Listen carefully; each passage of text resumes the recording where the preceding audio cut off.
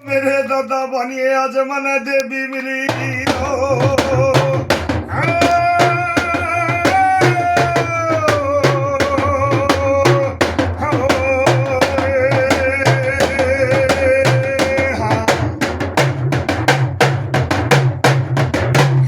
शेर चढ़ी देवी मिली गरुड़ चढ़े थे भगवान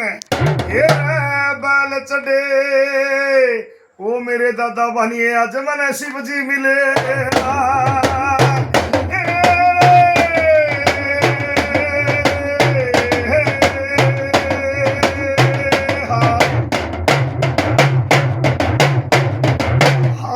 सरकी का दारन मत चुगान गिन दद मुकुंदान चंद बुलमदेन शेरन दतना सैयद ने